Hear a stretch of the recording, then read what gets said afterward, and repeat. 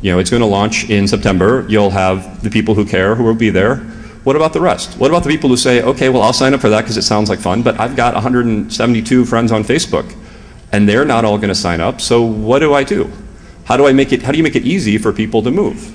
That was related to, it's not exactly the same, but I have to fudge my talk a little bit to make this work, the idea by Power.com. Power was actually more of a social aggregator, but the concept was, well, what you can do is you can give us your Facebook login and password, and we'll just collect all of your information. We'll find out all your connections. We'll hold it for you in our site. In this case, it was so we can connect you between Facebook and MySpace and LinkedIn and High5 and whatever other social networks you're on, but you could also see it as a way to migrate, because once you migrate from Facebook to Diaspora to an open, privacy-friendly social network, and you can bring all your friends with you and you can do that really easily, it becomes a much more viable alternative. Because, you know, fighting the Facebook Goliath is hard because they have 500 million users, and one at a time you can leave, but that means you're giving up social networking. You can take 100 people with you, but unless that's your entire circle of friends and their circle of friends, some of them are going to go back to Facebook and they're going to keep using it. So if you can get something that actually makes it smoother to transition, that gives you alternatives to porting your information, to porting your connections, to using these other services, then maybe you can get things to happen. Now, of course, Power.com was wonderful. It integrated with Facebook.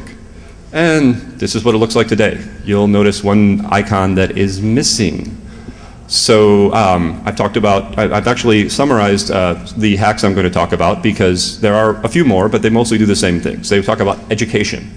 They talk about controls within Facebook. How do you control information? How do you protect Facebook from getting it? Or they talk about deleting or moving from Facebook.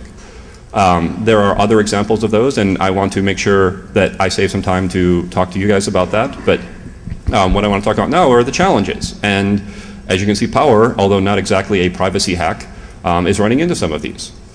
So you get a few basic sets of challenges. And these are ordered from, well, easiest first and the last. The technical challenge is not hard. None of the hacks I've shown you were, you know, long-term projects. They were a couple days, a week. They took some JavaScript knowledge. They took, you know, writing an application that was Facebook. Now, when you get to something like Power, a sophisticated, you know, alternative, that's a much bigger project.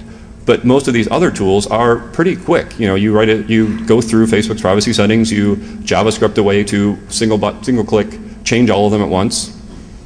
You've got something. So you write a bookmarklet, you write a browser extension, you write a PHP set of pages, and you attach it to Facebook. That's not hard. The harder part might actually be, well, what about the moving target? What if Facebook starts blocking your IP? Or more to the point, what if Facebook just keeps changing? That's a pain in the ass. I'm allowed to say that at DEFCON, right? It's kind of, yeah, frankly, it's a mixed blessing, because often if Facebook is changing something, it's because they're responding to something, and maybe they're responding in the right way. If you set up something that is about, here's how to simply control your privacy settings, as Reclaim Privacy did, and Facebook does something to make them simpler, well, that's good. Of course, it might not go all the way. Facebook has a tendency to take one big step forward and one little step back and say, oh, that evened out. We're all happy now, right? Everyone's thrilled. Doesn't work that way. So there's constantly going to be need for these tools to revise and update and continue to build. But it certainly is, in some sense, a good thing that, you know, you're accomplishing something when your tool breaks because Facebook changed something. So the technical challenges are easy. The legal challenges are a little fuzzier. I mean, if you are successful, if you are Power.com, if you are viewed by Facebook as someone they're challenged by, they may come after you.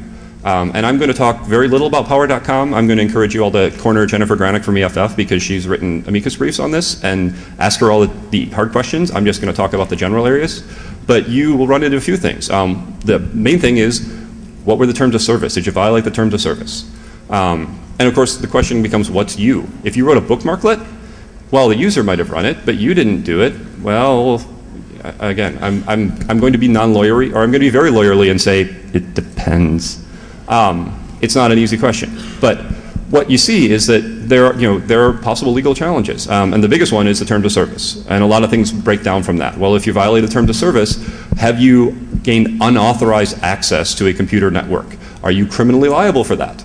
That's what Facebook is saying about Power.com right now. We will see how that all plays out, but that's one of the ugly, Lori Drew is the case a year ago that kind of introduced this concept of, unauthorized access, meaning you did something the site asked you not to. You violated terms of service by providing a wrong, an incorrect, a false name, or you violated terms of service by logging in for a user when Facebook says the users must log in themselves. You must not use automated tools, even if they do things with your own information that you want them to do.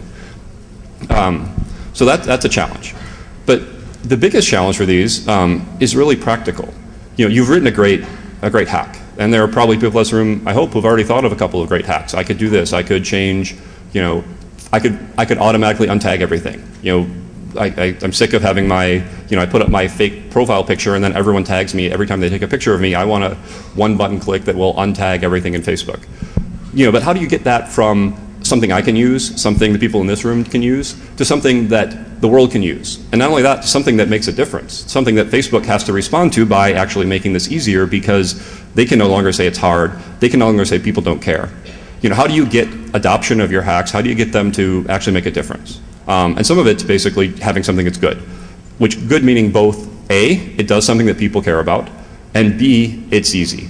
Because we know that if you have a 6-step process for setting your Facebook settings, a lot of people won't do it. If you have a one-button click that actually makes everything private, it becomes more compelling. And then the second challenge, of course, is once you've got that, how do you make that happen? How do you push it out? And you talked to me to start with, because that's why I came here, is to pitch that. But the basic idea is you need to use as many channels, as many avenues as you can to make this happen. You need to talk to your advocacy groups. You need to talk to Facebook. You need to talk to the press. You need to do the same thing that you do with all these hacks, but you need to make it compelling in a way that, you've got a great video, you've got a great pitch.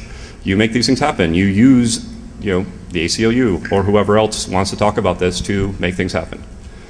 And frankly, I want to talk a little bit about what these hacks have done so far and how what we've seen. So what have we seen? We have seen Facebook do some good things. Now, again, it's usually a big step forward, small step back approach. But the challenge is, we do see some successes. We do see some responses. We've seen granular application controls and permissions, so that applications have to actually say, I want to see your friend's profile picture before they can see that friend's profile picture. Now, it's not fully granular, and it doesn't actually involve asking me when my friend's app wants to see my profile picture, but it is certainly a step in the right direction. We've seen simplified privacy controls. That's a good concept. There are some good things there. Now, as I said before, it's also simplified in the sense of we simplified this set of controls and pushed everything off to the corner that we don't care about. So that's something that these hacks and these approaches can still work towards addressing, is how do we make these controls more robust, well, more comprehensive, but also simple to use. And that's a way to look at hacking. But the biggest thing we've seen, the biggest reason these things I think have been successful thus far, and why I hope they will continue to be used and people will continue to try to do this, is that they're actually raising awareness of privacy issues. It's no longer surprising when you open a New York Times or you look at CNN and you see something about Facebook and privacy. It used to be Facebook did something and somebody wrote about it and it went away. And now it's actually a discussion. People are actually talking about privacy. People are actually engaged in the idea of, well, what can Facebook do? And if you present, well, they could do this, it pushes the discussion forward. It gets people engaged in a way that just having your own protection, setting your own settings doesn't. So that's really the biggest success we have seen. And as I said, my little application, the most primitive Facebook hack I've seen, we had 100 and some thousand people use it. And that's because we got collection, we got the weight of the ACLU behind it, and we made things happen. And we actually got a dialogue with Facebook, and we've seen some progress. Now, again, we are going to fight with Facebook, and that's why maybe the ultimate hack really is making Facebook compete with somebody else. But what we are seeing is that Facebook does respond to enough awareness. They respond when people complain about privacy. Even Mark Zuckerberg, he of the "you lack integrity if you have multiple online identities," steps back when suddenly, oh wait, the public doesn't like that. They start saying things, they start threatening, they start they start making noise. Well, if they start making noise, Congress might get involved. We might have to think about this a little more. And where that starts is not with someone making a really strong argument to ACLU or to the New York Times or to anyone else. It starts with somebody showing exactly what happened. It starts with somebody presenting an alternative. It starts with a hack. It starts with somebody just opening people's eyes to what is possible with Facebook by using the Facebook system to change how people control their own information, what privacy options they have, and how this all works. And again, where do we go from here? So this is kind of the open-ended part of the talk. I really think that we have the opportunity because there are so many people in this room who understand Facebook, understand the technologies far better than I do. But the concept is we have the tools, we have the skills to actually make a difference. You think about things like tagging, you think about mobile location, which is going to be the next round of Facebook privacy battles. There are so many different approaches to making things more transparent, making people more aware, encouraging people to think about privacy, encouraging people to take action on privacy, and then encouraging them to push, building consensus. And again, this is the hack. The hack is not about using the technical tool to fix Facebook. The hack is using the technical tool to get people aware, to build the social awareness, to build I'm sorry, I'm getting redundant, but basically to build people into the sense that we can change Facebook. And I'd like to think that that's what the ACLU and that's what we can do. So my job at the ACLU, which I spiel off a little bit, is part of a campaign called Demand Your .rights. And this campaign is about raising awareness of issues around online privacy, around the connection between the information that Facebook collects, the information that applications have access to, and the government's demand for this information. And what we do is try to get people aware of how do you control your privacy. What can you do? What can't you do? Why can't you do it? Why won't Facebook allow this? And a lot of times this is about hacking. This is about changing people's understanding of the system by using your knowledge of the system. It's not just about making a compelling argument, well, you shouldn't put that on Facebook, because people do. They love Facebook. Everyone in this room loves Facebook, even the people who are leaving love Facebook. But what people don't love is the fact that they lack control. And giving them control is a way to get them involved and engaged in the system in a way that just, you avoid the, well, I can't do anything about it, I might as well just give up on my privacy response. By giving them controls, even if it's limited, even if it's just, an easier way of viewing your privacy settings, even if it's just a way to kill yourself if you need to, it helps people be aware, it helps grow the idea of online privacy, and it helps put pressure on Facebook to make changes. And that's really what we want to accomplish here. So I think the hacking is not so much about breaking Facebook as about fixing Facebook. I do think that having alternatives to Facebook is a part of fixing Facebook, but I also think that Facebook is, we all hope that it will go the way of MySpace and it'll be replaced by something better, but we don't know that.